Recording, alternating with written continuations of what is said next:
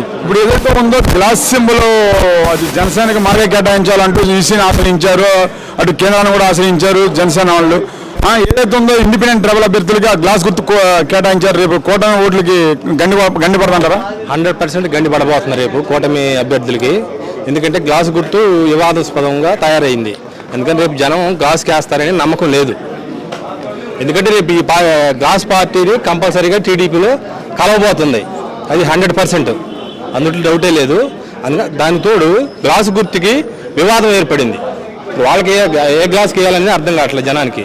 అందుకని గ్లాస్ లేదు, అసలు గ్లాస్ పార్టీ టీడీపీలో కలవబోతుంది త్వరలో, అది 100%. గ్లాస్ పగిలితే పొద్దునెక్కితే కోసుకుంటా పోతున్నారు. ఇప్పుడు ఏంటి వాళ్ళు లేదు కదా కోసేసుకోవడానంటావా? అసలు లేదు, వాళ్ళే కోత పడుతుంది, వాళ్ళ గ్లాస్కే కోత పడుతుంది. అందుకని సమస్య లేదు. ఎలా ఉంది మేనిఫెస్టో? సీఎం జగన్మోహన్ రెడ్డి గారి మేనిఫెస్టో చూస్తే ఉమ్మడి కూటమి మేనిఫెస్టో ఎలా ఉంది? ఇప్పుడు గతంలో మేనిఫెస్టో ఇచ్చారు, దాన్ని 99% అమలు చేశాడు జగన్ గారు.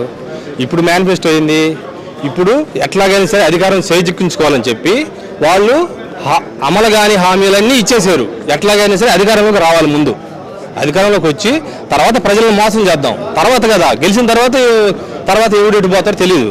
అందుకని ముందు అమలు కాని హామీలు అయితే పూర్తిగా ఇచ్చేశారు, అది అమలు కావు, ఒక్కడ కూడా అమలు కాదు. అది ఫ్రీ బస్సులు కానీ 50 ఏళ్ళకి పెన్షన్లు కానీ, అసలు ఇప్పుడున్న బడ్జెట్లో మన రాష్ట్ర బడ్జెట్ 3 లక్షల కోట్ల అంతేగా.